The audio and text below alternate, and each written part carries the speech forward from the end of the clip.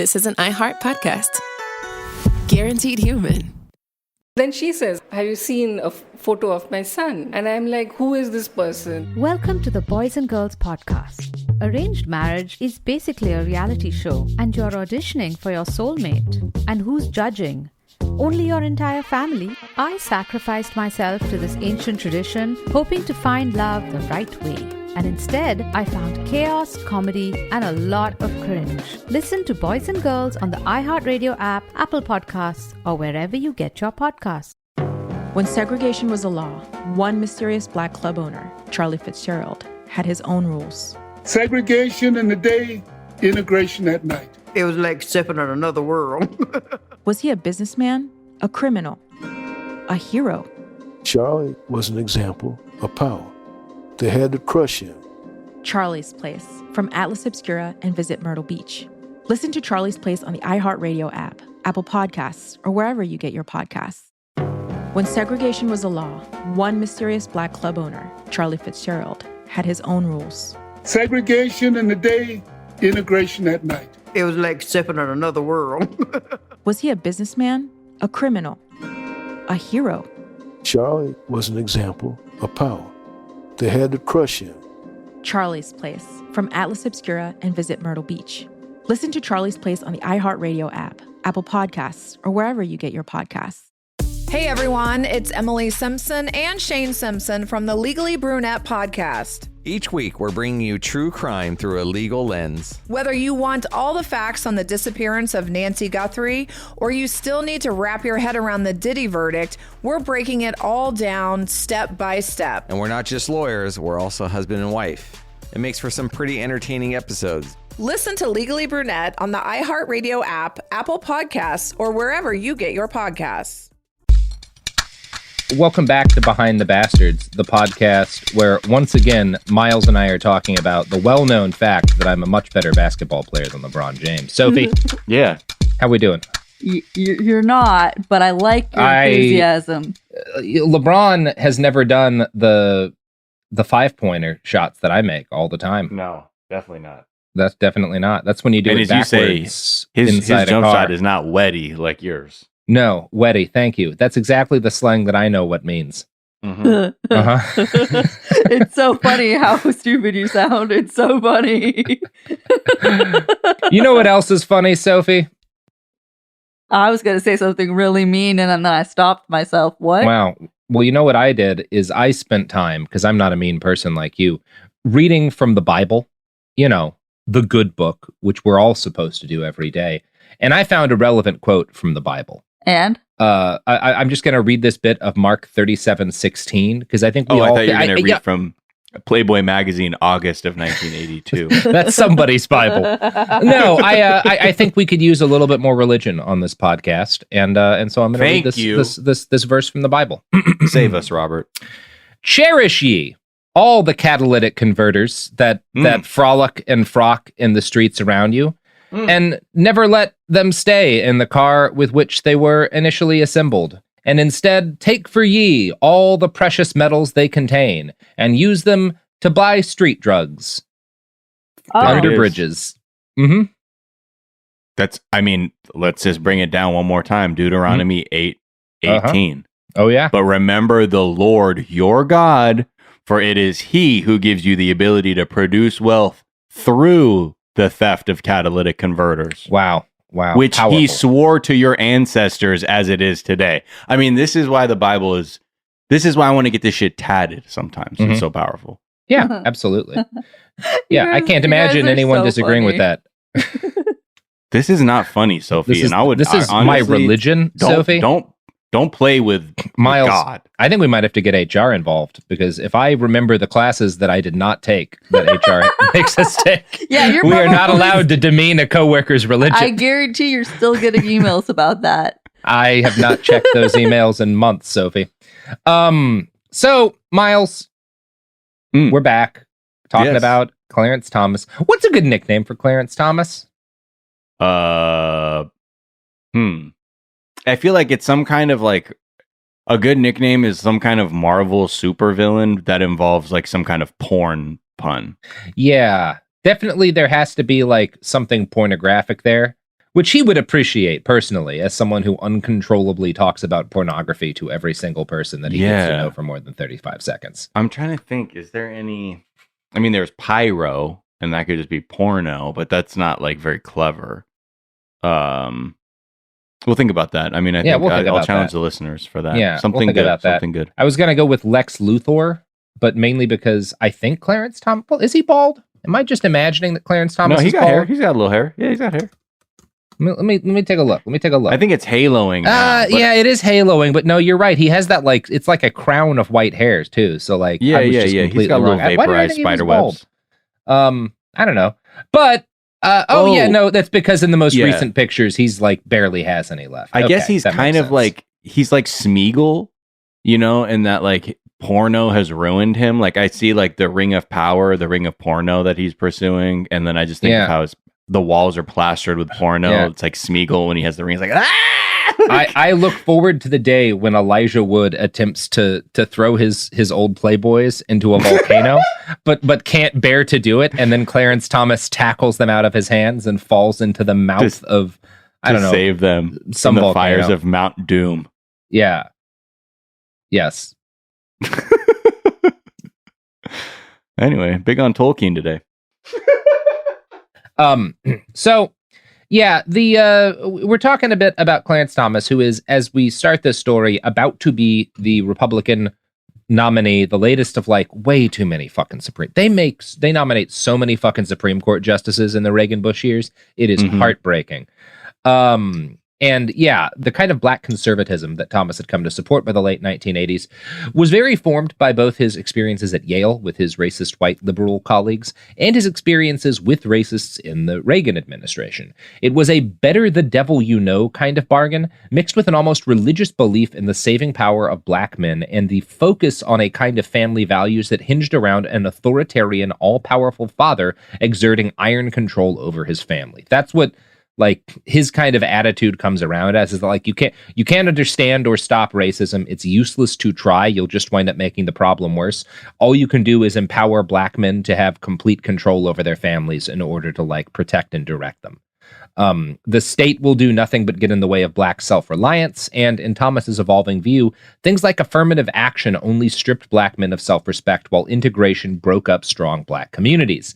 The fact that Thomas himself had repeatedly benefited from affirmative action programs does not seem to have had an impact on his beliefs here, although he was constantly angry about that. So, I don't know. That's a complicated thing to wrap your head around, I guess. Yeah. Yeah. The levels of... I mean, that's, again...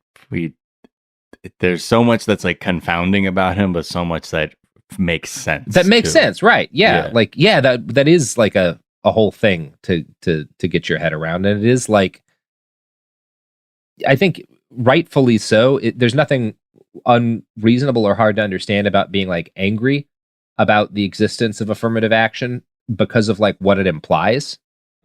Right, what it implies about like the past of the country that you're in, right? I don't think it's reasonable to be against those programs, but I think it's reasonable to be like, it's fucked up that like this is necessary, and that it's going to lead to people treating black people who benefit from these programs differently, as if like they don't deserve to be there. Like that is fucked up and a problem. It doesn't mean that like the solution is do nothing. Exactly, it's right, which is like he says, or you're just going to make the problems of racism worse. Yeah. Well, it's not like you want to put out a fire, right? And he's just saying, don't fan the flames. And it's like, no, extinguish the fire. Yeah, it's like, yeah, it's fucked up. We got to have so many firefighters out at this fire. But yeah, it is. It's bad that the fire got that bad. But that doesn't mean the solution is fewer firefighters. Yeah. All right. Or you can fan the flames. I don't know. Yeah. So, according to Corey Robin, quote, among the few to have noticed this at the time of his nomination was the right-wing intellectual Murray Rothbard. Before he died in 1995, Rothbard came to a late-life vision of a coalition of libertarians and white nationalists. Forging alliances with Pat Buchanan and Ron Paul, Rothbard anticipated the merger of America's two great manias, racism and capital. or in capitalism, that are the hallmark of the Trump regime. Black separatism or black nationalism, Rothbard said of Thomas's philosophy, has long struck me as far more compatible with human nature, as well as far more libertarian than the compulsory integration beloved of left liberalism. A modern, updated version of the black nation idea, Rothbard added, would set the American blacks free at last, free from what they see as white racism and what many whites see as parasitism over the white populace, through crime or welfare payments. Independent at long last, liberated from what they see as the institutionalized legacy of slavery, the blacks would finally be free to find their own level. So, like, Rothbard sucks. Rothbard, by the way, is the reason why libertarian is a right-wing word now. That's like a conscious thing that he did, is steal it from the left, and is as that makes clear, that's a massive racist talking, right? Like, everything about 100%. That is very racist. Yeah. But also, just give them their own thing. Let them just do their own thing, like over there, man. Also, though, you have to, like, again, this is the thing you always have to say about Rothbard, a very intelligent man who was good at getting what he wanted. Because, like, this is a winning strategy.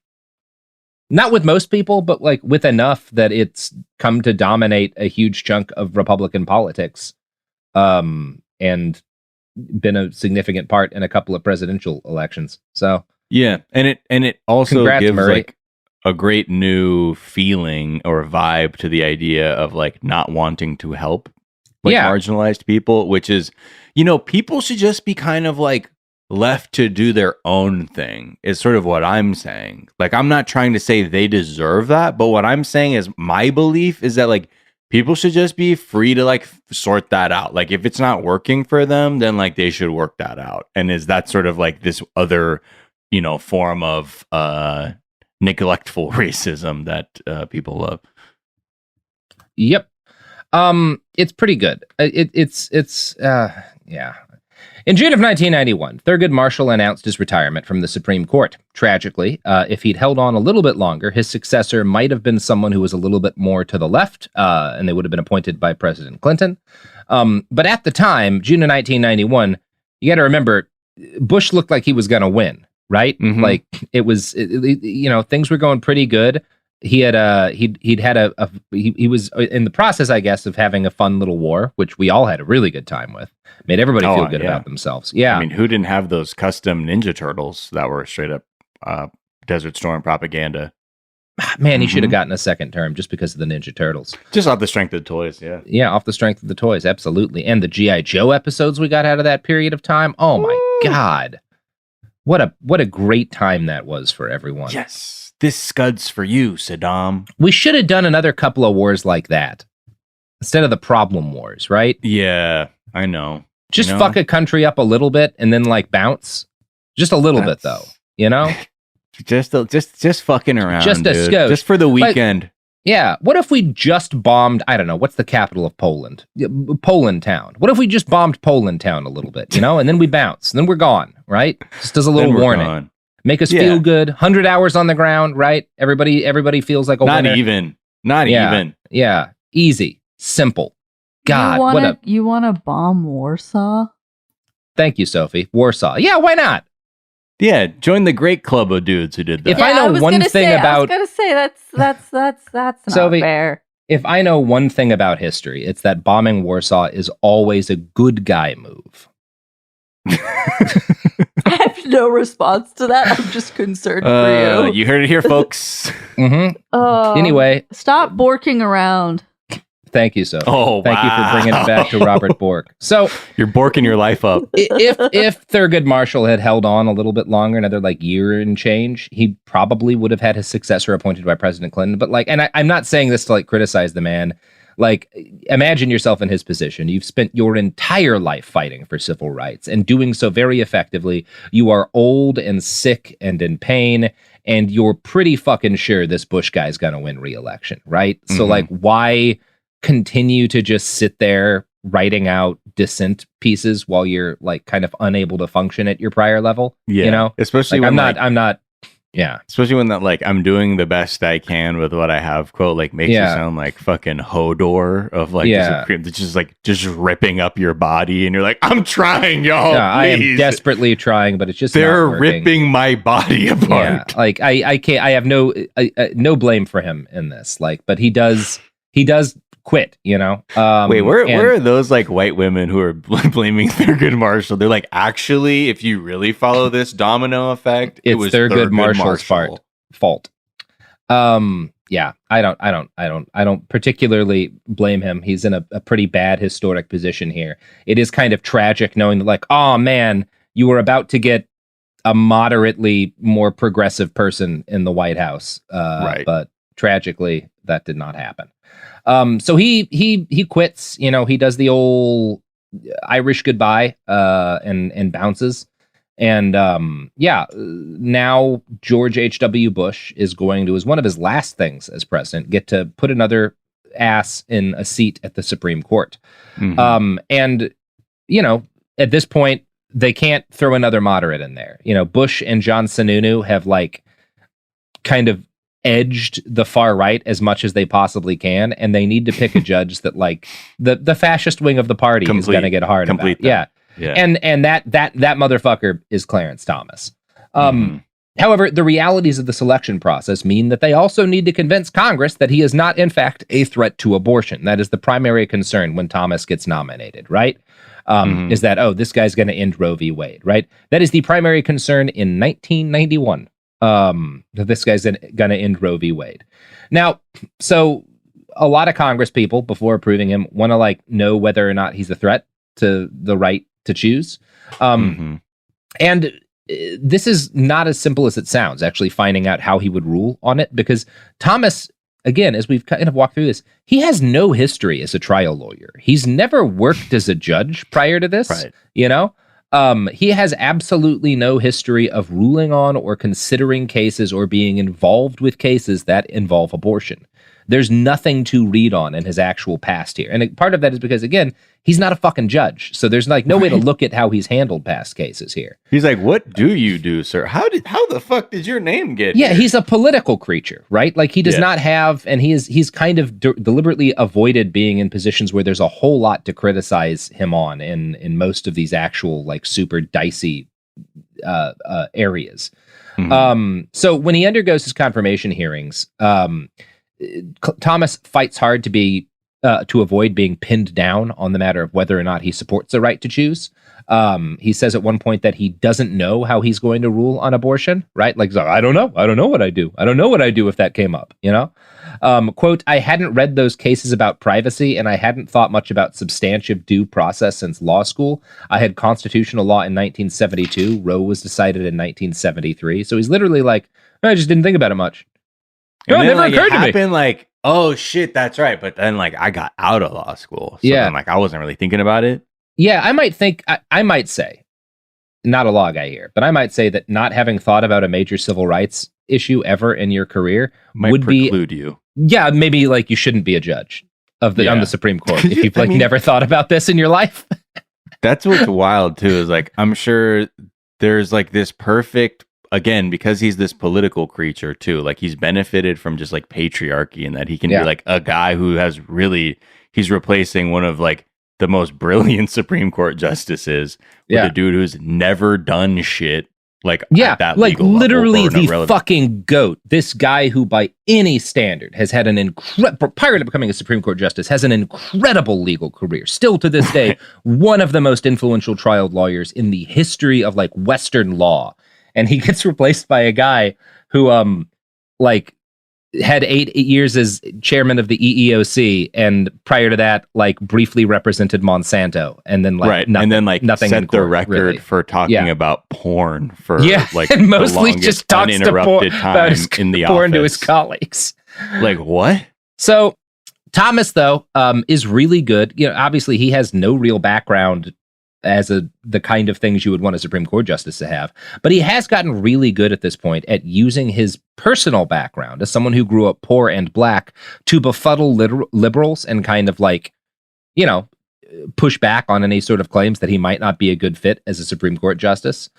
He followed this statement, the one I just read about how he hasn't considered privacy law, by claiming, quote, "I was more interested in the race issues. I was more interested in getting out of law school. I was more interested in passing the bar exam. My life was consumed by survival. I couldn't pay my rent. I couldn't repay my student loans. I had all these other things going on that you were navigating, these worlds that you're navigating." So that's his like reason for why I never considered abortion or privacy. I had real things to worry about, you know. As a poor black kid, I had like to actually fight to pay my rent, so I couldn't think about privacy rights or the right to choose. Perfect. Yeah, and that like it shuts down a lot of the criticisms against him in the Senate. Now, if you want a tremendously detailed look at how the confirmation process went or precisely why Thomas was picked, all of that stuff, I really do recommend the book Strange Justice by Meyer and Abramson. I think it is important to note that Thomas really plays up the aspects of his background that sound good to liberals when he is during this confirmation process. Because again, he spent years playing up aspects of his background to appeal to the right. And now that he's got to like appeal to the center at some point, he starts like really pushing the parts of him that do sound good to liberals. When he's asked what he minors in during college, he tells the Senate protest. And it should be noted that many, many liberals at the time absolutely did not buy what Thomas was trying to like get over on them. His far right views were well documented. His history, you know, we've talked about, he gives all these speeches at the Heritage Foundation. That New York Times article I quoted from earlier, where he's like, that's criticizing him for being friends with a bunch of apartheid people and participating in like pro-apartheid like think tank events, like that is known at the time. He's being criticized for that at the time. And he also has a nasty history of statements about things like racial intermarriage and women's rights. There was extreme suspicion at the time that he would be a vote against reproductive choice on the Supreme Court, and many, many people did not fall for his act. And so his confirmation process was contentious and brutal. And some of the ugliest moments during it came during the testimony of a former female employee who had worked with him at both the Department of Education and at the EEOC. And now it's time, Miles, to talk about Anita Hill. Yeah. You're not gonna, nobody's gonna feel good about this. This isn't like a long fucking road to this point. Yeah. This is the road to Anita Hillville. But you know what it's the road to first, Miles? Products and services. Oh boy. Yeah. This is a road that you can travel on your car when you replace your catalytic converter, which, by the way, we're just going to take again. Yeah, I mean... Yeah, that's winding up right in the pocket, baby. Right in the pocket. You just, at this point, stop driving that Prius. Yeah. You know what I mean? Yeah. No, you're not getting that back. Unless you want to see us. You know what I mean? That's what I say. Look, man, you can wrap it in razor blades. I don't care. I got gloves. Like, we're used to this shit. Yeah, nobody... You know what kind of fucking valuable treasures are inside that thing? Mm-hmm. Gems, doubloons, all for you there inside a catalytic converter. Could you imagine? It's like it's all started as a myth from a pirate type guy. I'm imagining redoing the opening of the first Indiana Jones, and instead of that like little head statue, it's like a catalytic converter sitting on the thing that he's gotta like saw out. Somebody's parked their 2008 Prius inside a Mayan temple, and he's just jacking that thing. Oh yeah, just yar, there be many catalytic converters yonder. And then you go, we there's rhodium and platinum inside. Yeah, in the first Pirates of the Caribbean movie, what's his name? The older pirate, just like opening up a chest. Yeah, Jeffrey Rush opening a chest and just like running catalytic converters falling out of his hand. Yeah. Washing his hand in it like it's a cool stream. Exactly. He has the fucking chain necklace made of catalytic Elizabeth's converters. got like a catalytic converter necklace and it falls into the ocean, and that's what wakes up all of the skeleton pirates. Oh my god, that's merch, man. Where are the catalytic converter pirate chest set? That's right, baby. Here's some ads. Almost 30 years together, 4 kids, and some of reality TV's most unforgettable moments. we know a thing or two about living life out loud. We're taking you behind the scenes in our new podcast, Between Us, with me, Heather Dubrow. And me, Terry Dubrow. Between Us isn't about perfect lighting or curated Instagram grids. It's the unfiltered, behind closed doors conversations you wish you could eavesdrop on. Equal parts smart, funny, and a little bit scandalous. Every week, Heather will bring you an unapologetic take on the headlines, the trends, and the cultural moments everyone's texting about. And Terry will deliver insider beauty, health, and wellness insights you won't find on TikTok. Together, we'll tell the stories, spill the secrets, and share the hacks that keep life, marriage, and everything in between feeling fresh and fun. We may live in a gated community, but there's zero gatekeeping here. And plenty of did they just say that moments? Listen to Between Us on the iHeartRadio app, Apple Podcasts, or wherever you get your podcasts. Hey everyone, it's Emily Simpson and Shane Simpson from the Legally Brunette podcast. Each week, we're bringing you true crime through a legal lens. Whether you want all the facts on the disappearance of Nancy Guthrie, or you still need to wrap your head around the Diddy verdict, we're breaking it all down step by step. And we're not just lawyers, we're also husband and wife. It makes for some pretty entertaining episodes. Listen to Legally Brunette on the iHeartRadio app, Apple Podcasts, or wherever you get your podcasts. Segregation in the day, integration at night. When segregation was the law, one mysterious black club owner had his own rules. We didn't worry about what went on outside. It was like stepping in another world. Inside Charlie's place, black and white people danced together. But not everyone was happy about it. You saw the KKK? Yeah, they was dressed up in their uniform. The KKK set out to raid Charlie, take him away from here. Charlie was an example of power. They had to crush him. From Atlas Obscura, Rococo Punch, and Visit Myrtle Beach comes Charlie's Place, a story that was nearly lost to time. Until now. Listen to Charlie's Place on the iHeartRadio app, Apple Podcasts, or wherever you get your podcasts. On June 11th, 1998, a deputy from the Los Angeles County Sheriff's Department went missing. It's an all-out manhunt for John Auget. Every search and rescue team in LA County has been called in to help. Within days, tips started flooding into the Sheriff's Department. The rumor around the drug scene was that a deputy was taken care of. Is this the story of a man who just got lost in the desert? Or of a cover-up inside the nation's largest sheriff's department? A homicide captain saying, "Detective, do not find out if this guy's guilty or innocent." Who does that? Valley of Shadows, a new series from Pushkin Industries about crime and corruption in California's high desert. Do you have any advice for us while looking into this disappearance? I wouldn't do it alone. Listen to Valley of Shadows on the iHeartRadio app, Apple Podcasts, or wherever you get your podcasts. Miles, we're back. Yep. We're back. We're talking about both catalytic converters and Clarence Thomas. Yeah, mostly catalytic converters over the last minute or so. But, you know, I think we can all agree much more relevant to civil rights law than the Supreme Court is the catalytic converter. Look, we always say liberation through catalytic conversion. That's exactly right. Miles, the Supreme Court takes away rights at the drop of a hat. You can't trust them. You can't rely on them. You can always rely on a catalytic converter to be worth hard cash, you know? 100%. And look, absolutely. If you saw this, look, folks, and thanks so much for coming to this Hilton for this talk. But I got to say, with the market price right now for metals like rhodium, like palladium, like platinum, okay, we call those the big three in the catalytic converter business. The trio. The value has skyrocketed, okay? So we're talking, I mean, sir, you can have a new Boston Whaler boat if you wanted within 2 months, okay? Just hard grab. All right. Just don't buy a new Prius because we're getting that cat. No. We are like popping that baby out of there. Yeah, you come in that Prius, then you're gonna see us. You know what I mean? That's right. Or you probably won't, to be honest. We're a little more subtle. So now it's time to talk about Anita Hill. This is not as fun as talking about stealing catalytic converters. Transition. Yeah, what a transition. So there's a lot of ink has been spilled on the subject of Anita Hill, Clarence Thomas, what he did, what he didn't do. The gist of it is this. Hill was a young black woman who had grown up in a poor but comfortable farming family in rural Oklahoma.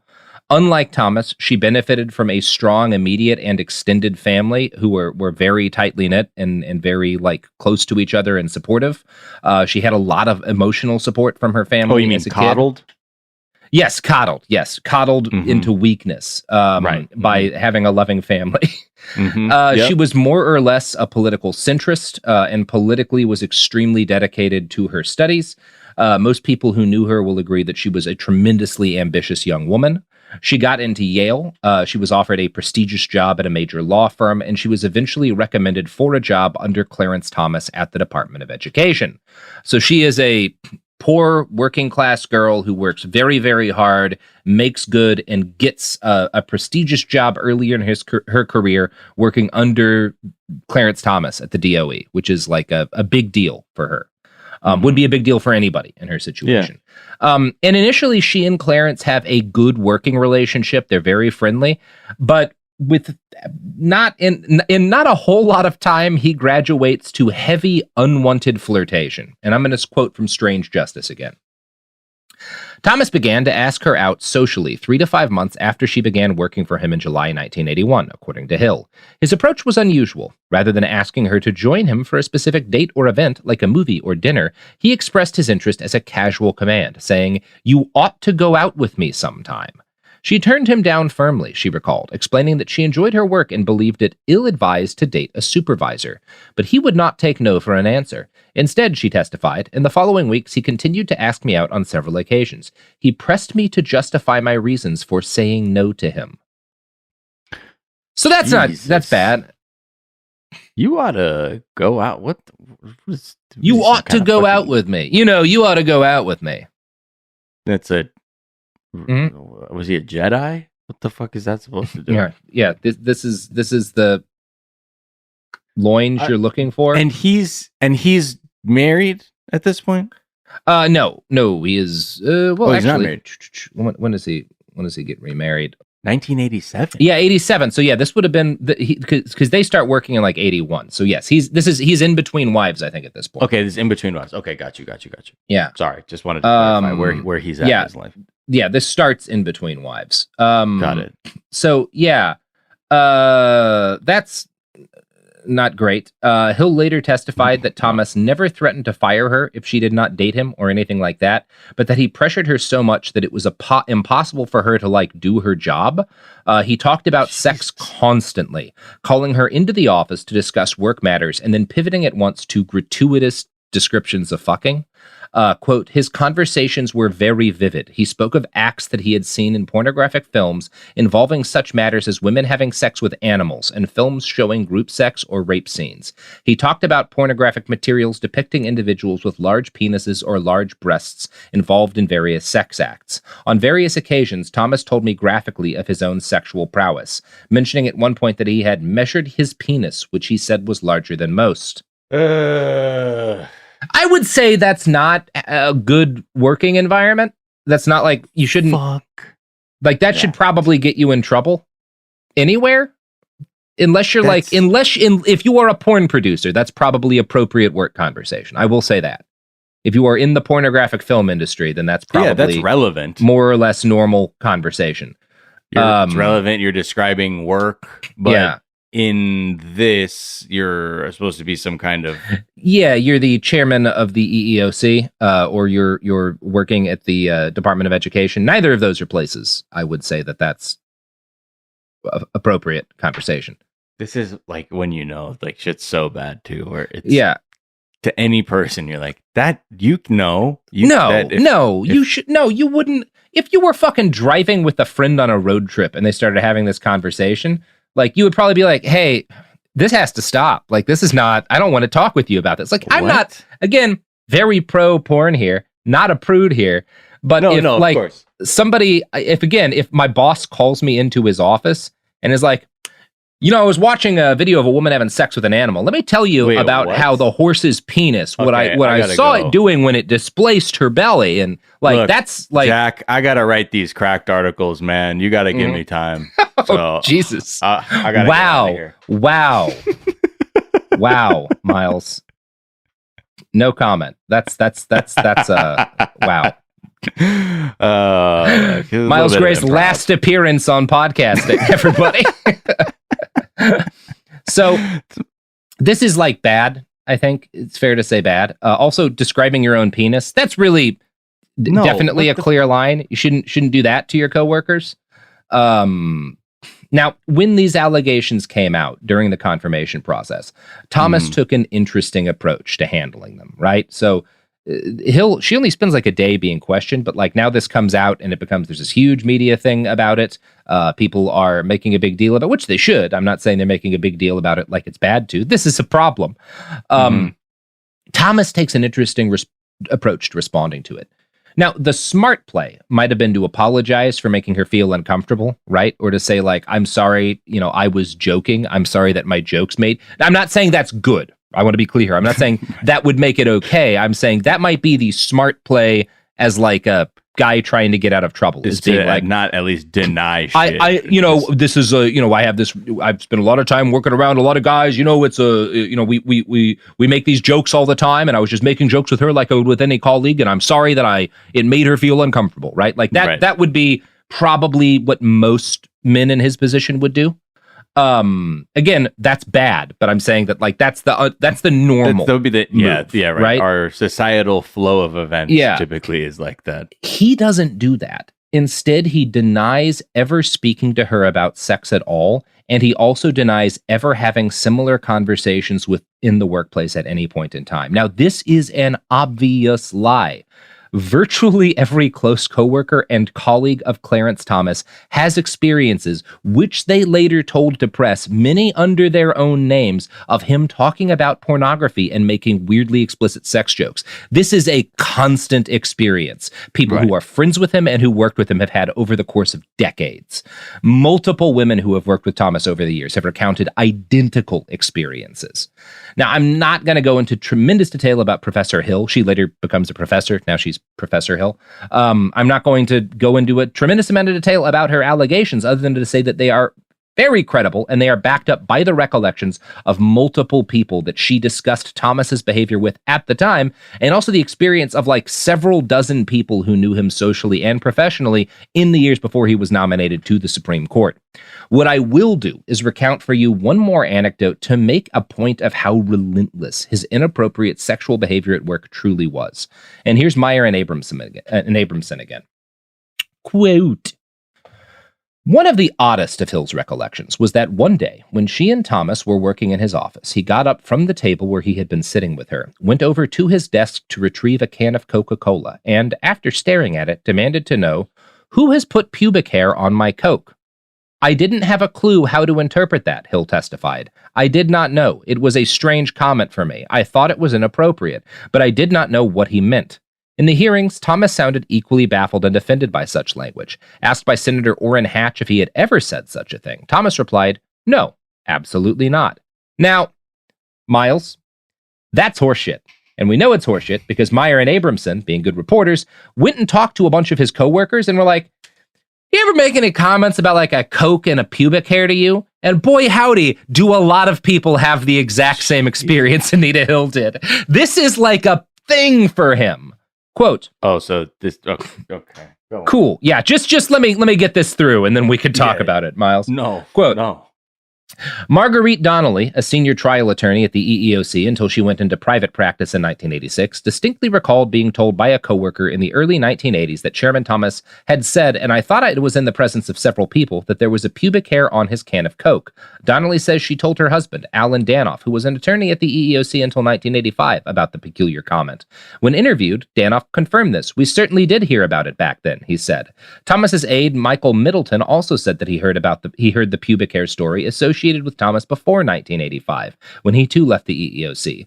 "I have this vision of Clarence at the EEOC picking up a Coke and saying, 'Who put this pubic hair on my Coke?'" recalled Middleton, formerly Thomas's principal deputy at the Department of Education and associate general counsel at the EEOC, and now a professor at law at University of Missouri-Columbia. Middleton also remembered telling his wife about it at the time. During the hearings, he said he turned to her and asked if she remembered the story, and she told him that she did. So, like, That's a lot of people to know about you, like picking up Cokes in the office and being like, why is there a pube on this Coke? Like, that's a lot of people who have had that, who are like, oh yeah, that's a thing Clarence does. This stupid fucking thing to also be known for. It's a really stupid thing to be known for. A really stupid, creepy thing to be known for. Yeah. And we're, again, throughout all these episodes, right, I'm just like, we're putting together this backstory of a person who now is one of the most powerful people on the planet. Yes. And can skull fuck the earth, people's rights, whatever the fuck they want, with just because of their fucking shitty road here. And also somebody who's also been afforded like some of the worst parts of like, society, like benefiting from just all kinds of shit that also gives him this like terrible sense of potency and like righteousness and shit, and all of it's coming together to like we're just watching it all play out now. Yeah, it really is kind of alarming. It just feels like the most anyway, sorry. I would say here's what I would say, that it's good. Anyway, that's the end of the episode. Everything's fine.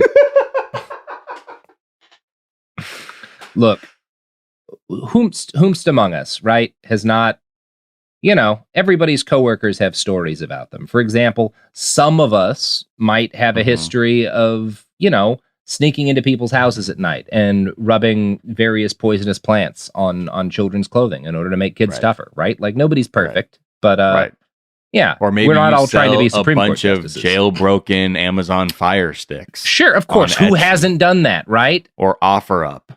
You can, honestly, bro, for $150, you'll get all the channels. You'll get access to this OnePlex server. It's a real deal. Already has Wakanda Forever on it. And he's not. Anyway. Here's the thing about Miles is being very humble. Here's the thing he's not going to say about these $150 Fire Sticks that he's selling. They absolutely will not steal your data so that people can make PayPal payments on your behalf. That's not what I'm here for. To their own account. I'm here. Absolutely not. Won't happen. I'm only here for the first transaction. I'm here to swipe your data and IP information because you have to connect it to your Wi-Fi. Of course not. Stuff. Just like Clarence Thomas isn't getting on the Supreme Court in order to destroy a woman's right to choose. He's not going to do that. He doesn't even think about that kind of law. He didn't even think about it. How would would never think about it? He didn't even know about it. Anyway, Clarence Thomas gets confirmed by the narrowest margins of any Supreme Court justice in history up to that point. I think still to this day. Maybe Kavanaugh beat him. I didn't check on that. I would have if I wasn't a hack and a fraud. But he gets confirmed, right? That's all that matters. It's like the thing that people say about, like, what do you call the doctor who ranked last in medical class? Doctor. Like, he's on the fucking Supreme Court. Doesn't matter that it was narrow. Mad? Yeah. Yeah.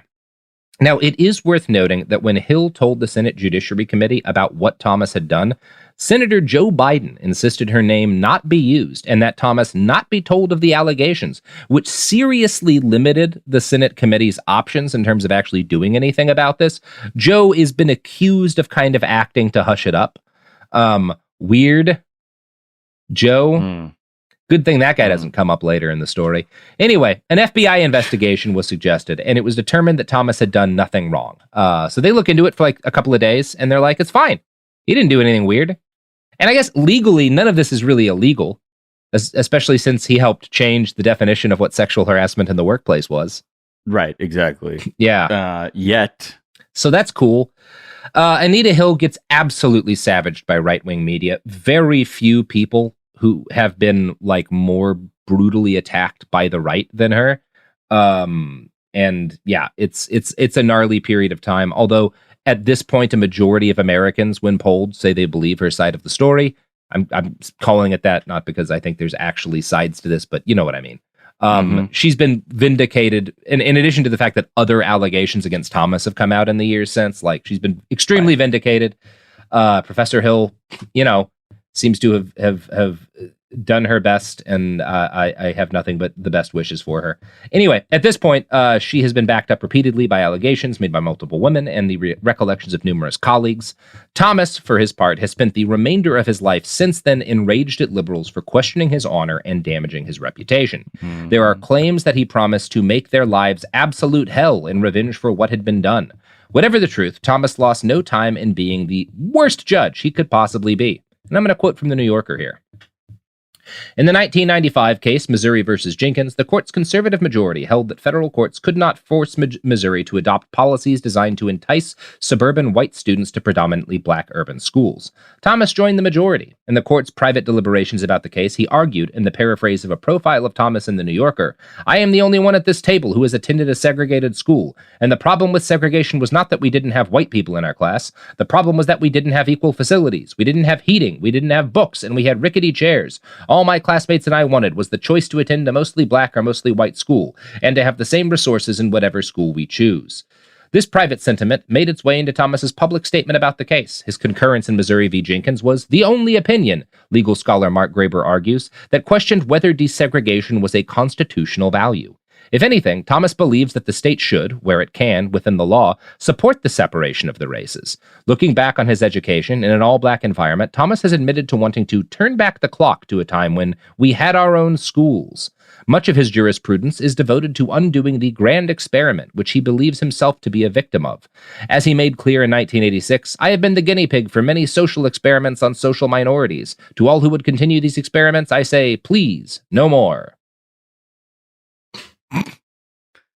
Oh my God. When we had our own schools, He's literally saying separate but equal is fine. What a fucking backwards. I mean, yeah, everything's back. Yeah, going back in time, Yeah. man. What a charitable description. When we had our own schools. When we had our own schools. Yeah, okay. Mhm. Well, that's, it's good. It's good that he's on the Supreme Court. But you know what else is good, Miles?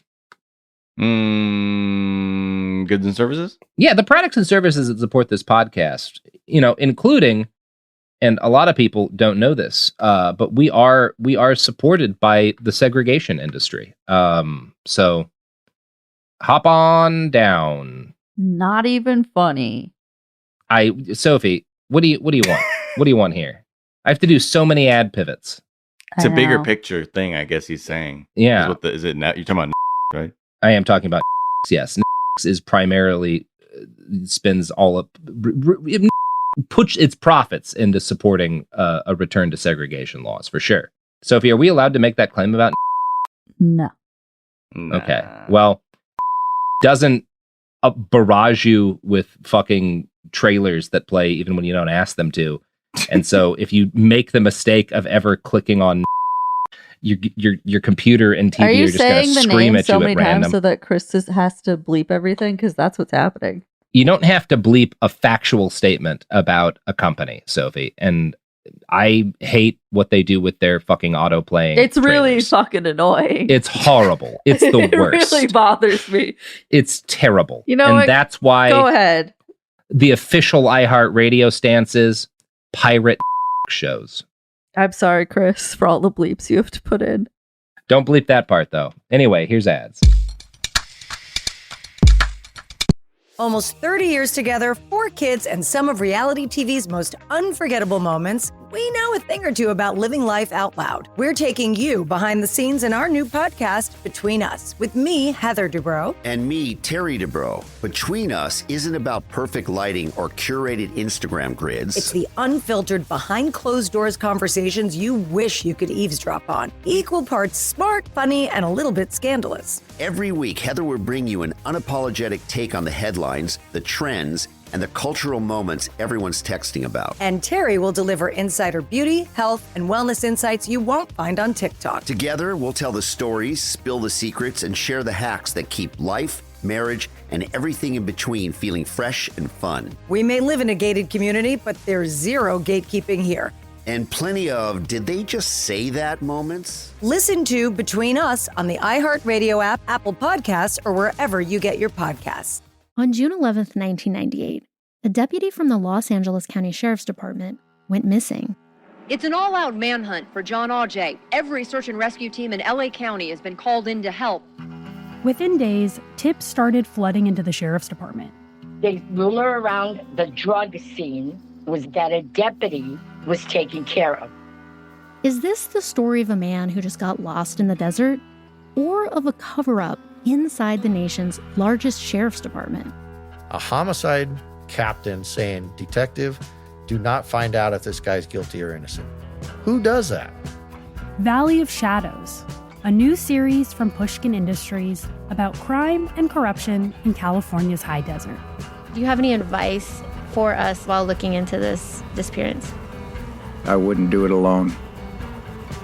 Listen to Valley of Shadows on the iHeartRadio app, Apple Podcasts, or wherever you get your podcasts. Segregation in the day, integration at night. When segregation was the law, one mysterious black club owner had his own rules. We didn't worry about what went on outside. It was like stepping in another world. Inside Charlie's place, black and white people danced together. But not everyone was happy about it. You saw the KKK? Yeah, they was dressed up in their uniform. The KKK set out to raid Charlie, take him away from here. Charlie was an example of power.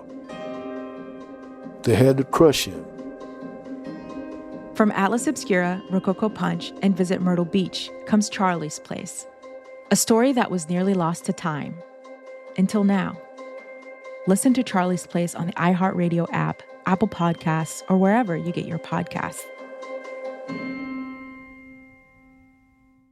Segregation in the day, integration at night.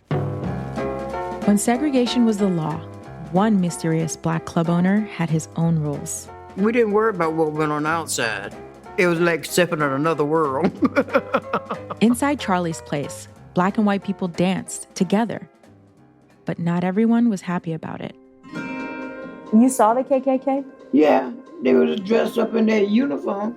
The KKK set out to raid Charlie, take him away from here. Charlie was an example of power.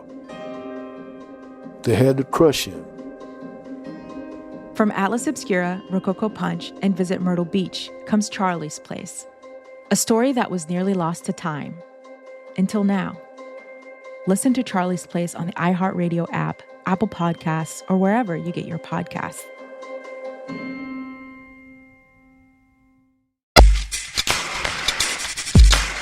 Oh, we're back.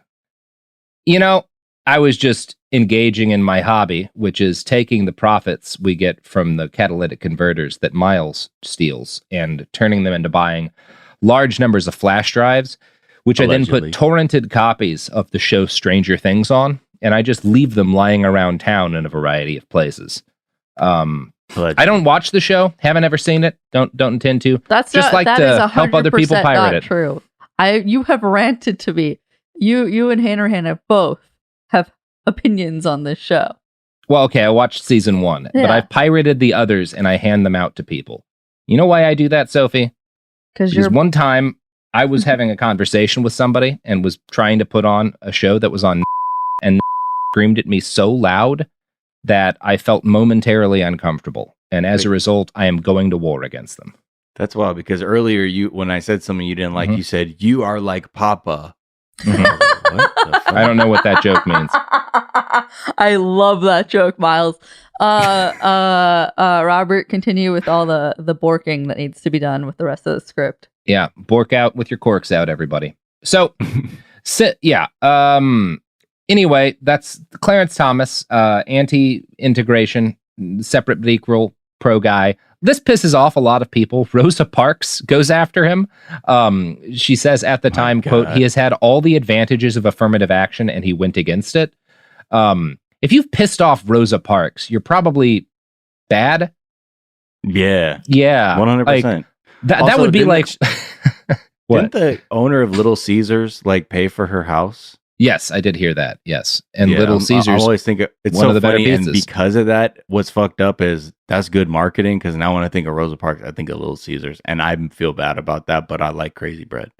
Their Crazy Bread is pretty good. But I have to say, if I think about the things that would make me feel like a dog shit person, having Rosa Parks talk shit about me, that's hard. Oh my God. If you have any kind of shame, that's a hard one to live down. Because it's not like Rosa Parks is doing a fucking daily fucking live stream show where she's gonna have takes on everything. It's like, yo, she had to come off the bench to fucking suit up for this take. Yeah. And fucking, that says a lot. Yeah. So in The Enigma of Clarence Thomas, Corey Robin makes the case that over the course of his time in power, Thomas has arrived at a fairly consistent set of beliefs about the Constitution. His Constitution, the one that he believes in, is not the Constitution as it presently exists, or even the one that he really rules on, but it's actually two separate documents. There's the original Constitution, which is the Constitution as it existed at the founding of the United States, and then there is the Black Constitution, which is the one that existed after the Civil War and the Reconstruction Amendments that brought Black people into the country as, on paper, equal citizens. Quote, Thomas's Black Constitution looks nothing like that progressive enterprise. Far from making the United States racially egalitarian and humane, far from creating a multiracial democracy, the Black Constitution features a society that is violent, racist, and regressive, a mix of Mad Max and Do the Right Thing. The centerpiece of that Constitution is the Second Amendment, reinterpreted via the 14th Amendment as applying not just to the federal government, but also to the states. The individual's right to bear arms is what Thomas sees as the Black man's main protection against a rampaging white supremacy, the critical right that the new constitutional order provides. There are no cooperative institutions of racial equality and democratic mutuality in Thomas's political vision. There are no union leagues, no Freedmen's Bureau, no interracial politics and parties. There is only the defiant Black man, reliant upon his constitutional right to arm himself and defend his family against white marauders. For Thomas, the broadened Second Amendment, with its attendant vision of a racialized society armed to the teeth, is the keystone of the constitutional transformation that emancipation has wrought. Now, that might seem like a bleak vision of the country to you. Yeah, a bit. Yeah. Yeah, I find that kind of negative in a lot of ways. I find that negative as a guy who's pretty supportive of the right to bear arms. Yeah, he's I mean, it's maybe it's mutually assured destruction or something. There should be no civil rights other than the right to shoot each other. That's all I gotta say about that. Yeah, it's that's not ideal. Which people do you live with in this world, Clarence? Obviously Thomas is very popular on the far right. A former U.S. attorney under George W. Bush who helped write one of Thomas's recent memoirs called him the, quote, greatest living American, which is a title you can find in a bunch of Fox News and other right-wing articles about him. They love calling him that. But his support of the Second Amendment isn't, Robin argues, based on support for the kind of Oath Keeper, Proud Boy style militias popular on the fascist right today.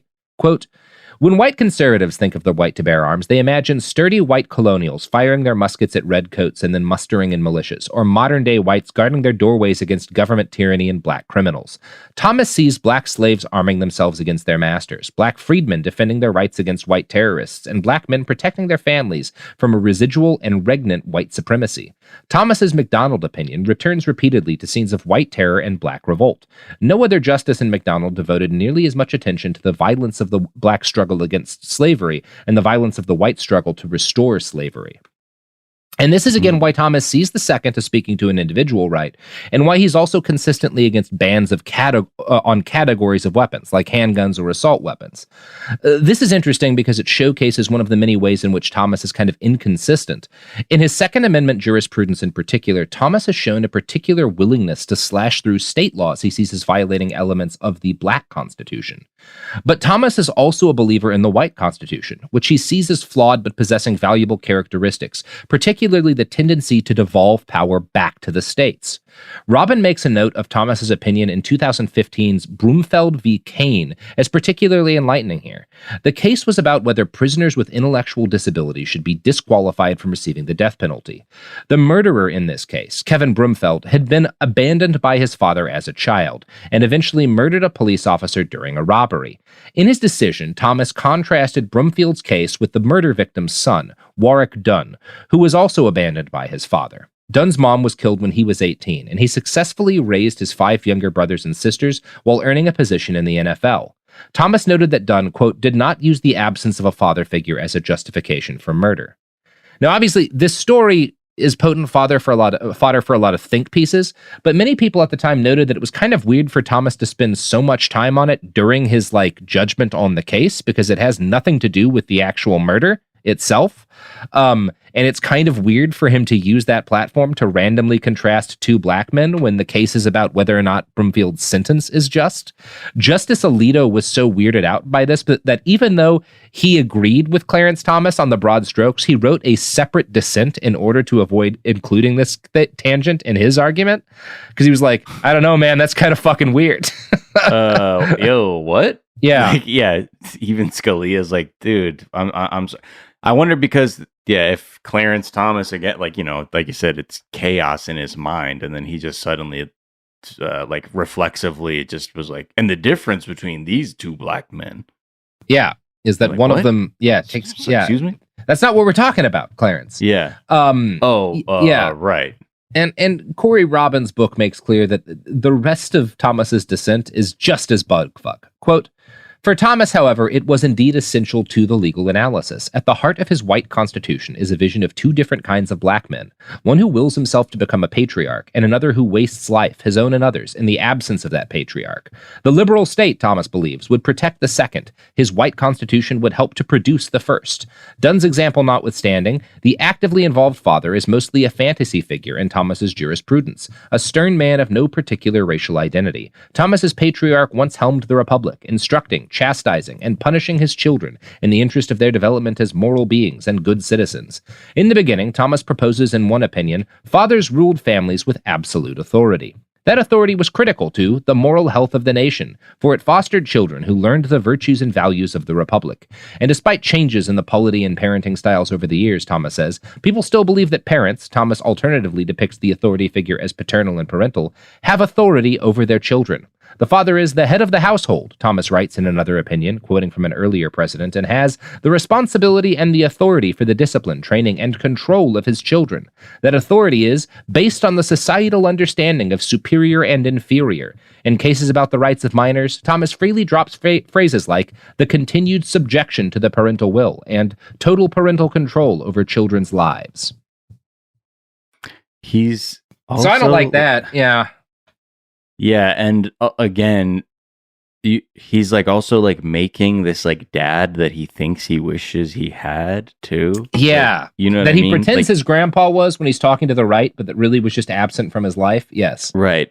And then trying to like then shape a society where like this dad exists that he like idealizes too. It's so fucked We're up. all like, missing a dictator dad, which is like, this is, Thomas didn't invent this concept. You know, in Rome, they called the head of the house, the head of the family, which was generally like the oldest man, right? If like, even if you were a kid, your grandfather would be this, the paterfamilias, right? Right. And you had the right as the father to execute your children at any time.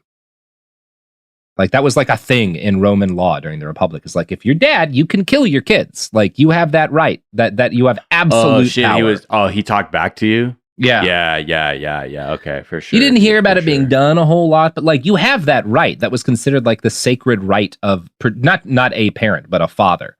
Right, of course. And like, yeah, there's even like in Rome, there was this kind of attitude that like, you're not really an adult as long as your dad is still around. There was a whole lot of weird shit with fathers there, but like this goes back to, if you look at fucking German society, there was very much this idea that the Kaiser is the father of the nation. And likewise, the father should be the dictator of his family, the unquestioned regent, right? The Kaiser is this king that nobody can counter or question, and the father should be of the family, the same thing. And this is a big part of why the Nazis do so well in Germany later, right? Like there's a lot of... Right. Yeah. They're all in line with the idea. Yeah. So Thomas is very much like speaking as part of a tradition of attitudes towards what the rights of a father should be. He just has decided that that's the core of what America and American law ought to be, and what the founders all sorts of good shit. Even though you could also look at the entire birth of this country as like the history of a child rebelling from its parent, but whatever. Like, there's no point in arguing this sort of thing. So For the first 20 years that this guy's on the bench, there is a tendency among liberal critics to reduce Thomas to Justice Scalia's shadow. Now, this is due to his reputation as the silent justice. Again, he never speaks for years. He doesn't say a single word during oral arguments. There's a 10-year period where he never speaks during oral arguments. And while it's true that he does rule kind of the same way as Justice Scalia on about 85% of cases while they're both alive, this is not really that exceptional or unusual. During the same period of time, Justice Breyer agreed with Justice Kagan 95% of the time, which nobody ever talks about. The claims that he was somehow copying Scalia were likely based in racism, and in fact, people say the same thing about Thurgood Marshall, and there's a white justice whose name I'm forgetting that was friends with Marshall that are like, oh, Marshall just does the same thing as his friend, Clearly these are, I think both of these claims copying his homework. Yeah, based on some racism. The extant evidence suggests that Thomas really just did truly respect Scalia's ideas and jurisprudence. Since Scalia's death, Thomas has spoken more often in court and has repeatedly cited non-judicial writings by his friend in his rulings.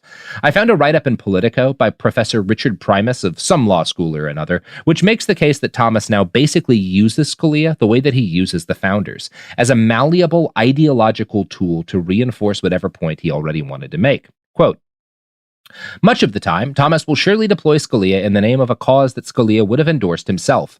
The two of them did agree on an awful lot, after all, but they were also always different in the extent and flexibility of their originalism, in the degree of their skepticism towards federal power, and in other ways as well. In the future, Scalia may be molded to Thomas's own vision, and the longer Thomas serves, the more the court's agenda will move beyond issues that Scalia directly confronted, thus giving Thomas even more freedom, whether by design or just by doing what comes naturally to him, to shape perceptions of what Scalia would have done.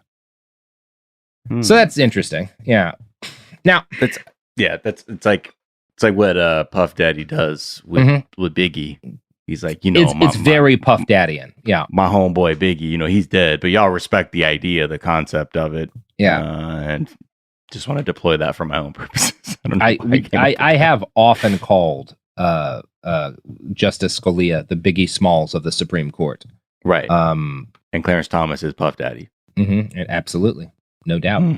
And Sandra Day O'Connor, Aesop Rock. Not going to explain that one. Just moving right along. Okay. So I'm not going to spend any more time laboring on Thomas's jurisprudence or the cases that he's ruled on.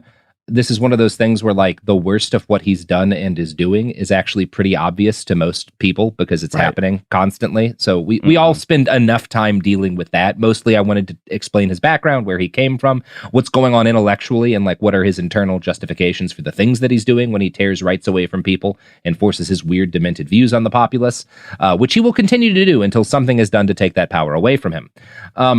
So instead of going more into just a list of his rulings on Supreme Court cases, I think we should close by talking about Jenny Thomas. Oh, great. Yeah. You excited for this, Miles? Feeling good? I mean, behind every great porn, that's right, obsessed Supreme Court justice, I'd love to hear is an equally obsessed porn obsessed person, but I don't know. Let's take a look, please. I mean, all I know is obviously the latest, the reasons she's been popping in the news, but I could know a lot more about Jenny Thomas. You're about to. So Clarence met Virginia Lamp in early 1987. She was a lawyer from Nebraska, and early on in their marriage, she tended to be described as Clarence's opposite. Mayer and Abramson talk about her taking homeless strangers out to lunch and describe her sweet naivete. When the two first met, she worked for the Chamber of Commerce, where she was the Reagan administration's spokesperson against family leave and comparable worth, aka paying women for equal work equally, right? That's Virginia Lamp is women shouldn't be getting equal pay. Maternity leave for what? Yeah. They need to be working if they're going to be good mothers and set examples for their kids. She's doing the equal pay equivalent of supporting fucking apartheid South Africa as a prominent black guy. Yeah, exactly. So she's cool. That's good. Lamp is obviously very far right. And at one point she was close to joining a group that was basically a cult. And I'm going to quote from Strange Justice here, because this is a fun little side story, Miles. Lamp was, if anything, more conservative than Thomas. Her family, well-connected and well-to-do, had provided the backbone of Goldwater support in Nebraska. Her father, a developer who had built some of the most exclusive gated communities outside Omaha, was a party activist, as was her mother. When Lamp decided to move to Washington, her parents helped her find her first job there, a staff position in the Senate office of Republican Hal Daub of Nebraska. While in the Capitol, Lamp joined an assertiveness training group called LifeSpring.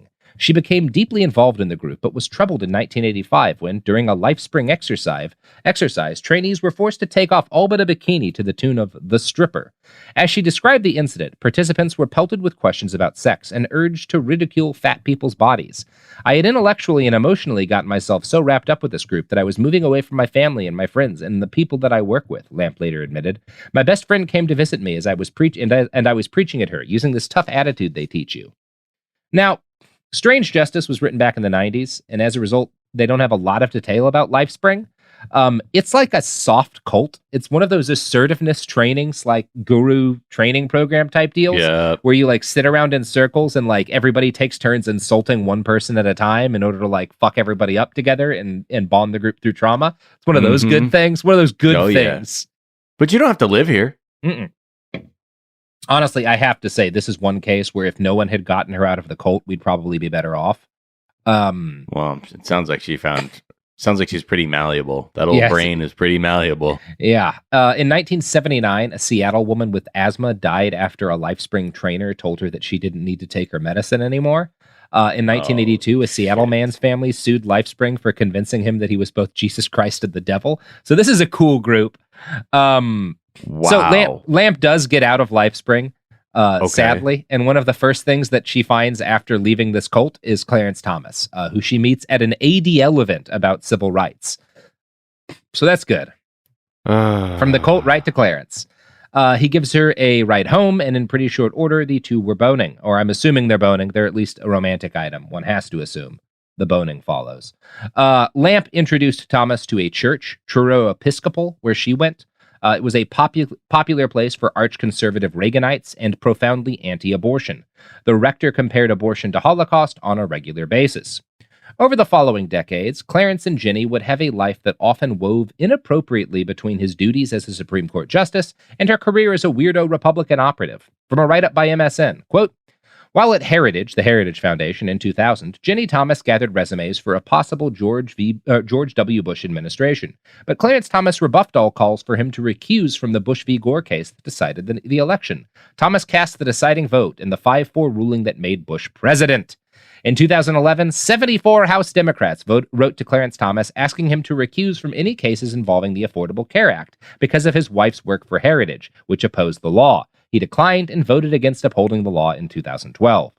She's working with the nascent Bush administration before Bush v. Gore is decided. She's trying to overturn Obamacare. She's trying to overturn the 2020 election, said Gabe Roth, executive director of Fix the Court, which advocates for a more open and accountable federal judiciary. It's a real Forrest Gump-type existence that none of the other previous 100-odd Supreme Court spouses have lived. So that's good. It's good that... Jesus. Good that he didn't recuse himself from Bush v. Gore. Good that she's like a consistent hardcore political activist and that doesn't mean he has to recuse himself from anything, even though the right would absolutely scream if the same thing was happening on the left. Yeah. Right. Oh, yeah. Oh, well, you want text messages from January 6th? I don't know. I don't know if my wife has anything to do with it. Whatever. Yeah. Who gives a shit? Who gives a fuck? Yes. It makes so much... Oh, I mean, just to be flippant for a moment, that someone who's coming from like a verbal abuse cult like goes on a date with creepy Clarence Thomas and is and on you're board? like, yeah, this guy's so cool. He's Yeah. actually the best, the nicest person I've ever met. Yeah. He's much better than the last cult that I was in. Which, I don't know, some people will argue that she's the one who's kind of leading him around. I don't know. I'm sure they both are shitty people who found each other and whose desire to hurt the world just Come on, can't a black man just fuck up the world on his own? Yeah, exactly. I think this is just a case of true love between people who want to make the world worse. You don't need to take agency away from either of them. Whatever's going on there is just... unbelievably horrible. But, anyway... Ginny Thomas is now in the news because she was kind of sort of directly involved in a violent attempt to overthrow the government and institute a dictatorship. In the days leading up to January 6th, she sent 21 messages to Mark Meadows, urging him to overturn the results. "Help this great president stand firm, Mark," she wrote in one of them. In response to a November 24th text from Meadows that he was intent on fighting for Trump's victory, Ginny Thomas replied, "Thank you, needed that. This plus a conversation with my best friend just now. I will try to keep holding on. America is worth it." Now, the emails don't make clear who the best friend Ginny Thomas was referring to, although she has repeatedly called Clarence Thomas her best friend because he's her husband. Yeah, that's good. That said, she denies all this publicly. In an interview with the Washington Free Beacon, a right-wing news site, she said, "Clarence doesn't discuss his work with me, and I don't involve him in my work." I'm sure that's true. There's more. Yeah. More will be coming out, probably has dropped by the time this comes out. There's like more on her and Jan 6. This is all. And maybe she might get charged. Like, that's not impossible at this stage, given where we are. I don't think it's likely. But, to be something. You know, people are talking about it. I don't think anything's ever going to happen to Clarence Thomas other than he will continue to get his way. No. And have some real weird conversations with people. Yep. So, how you feel, Miles? Good? Pretty weird. But you know, just gotta keep on keeping on. Mm-hmm. Yeah. As we say. You know, Miles, what this reminds me of, this conversation between you and I, is a little thing that Jesus Christ said to his disciples when he was preaching on that mountain, Miles. Mm-hmm. And he said to them, you know, the world is full of the minions of Satan, but you know what will protect you from the minions of Satan is the precious metals held in a catalytic converter. Thank you so much. Get one of them. Get them all. Catch them all. Absolutely. Gotta catch them all. Jesus Christ said that. Mark About 4:19. Converters. That's right. But the worries of this life, the deceitfulness of wealth, and the desires for other things come and choke the world, making it unfruitful without catalytic converters. Okay? Wow. The word of God. Thanks be to him. Yep. Oh, that's so sick. You get the Jesus fish, but like with catalytic converters. That's right. Woo! Okay. You love to see it. So, had to pivot away from the darkness of our fucking judicial system. Yes. Yeah. What else are you gonna do? So anyway, that's Clarence Thomas. Sick. Oh, thanks for making me feel a lot better about this. Actually, no, that's how I feel. I feel a lot better about this because you got to know what you're up against. Absolutely. And he is aware of the effect that, you know, the Dobbs decision has on, you know, adult film performers, right? You know, that is interesting because I wonder if he's like maybe because his wife's super religious. She's like, I don't know, maybe there's something weird going on there. His ability to watch porn now. I don't know. What. No fucking way. Yeah. No fucking way. Maybe that's his thing. He just wants a strong woman to tell him he's not allowed to watch porn and hit him every time he tries to. Maybe that's what gets him off. We don't know. Oof. With a rolled up newspaper. Yeah. And a bowl full of cornflakes. All right. That's right. Who knows? Allegedly. Yeah. Anyway, you got any pluggables, Miles? Yeah. Just, you know, check out your local mutual aid organization. Yeah. Check out your local mutual aid organization. Check out Clarence Thomas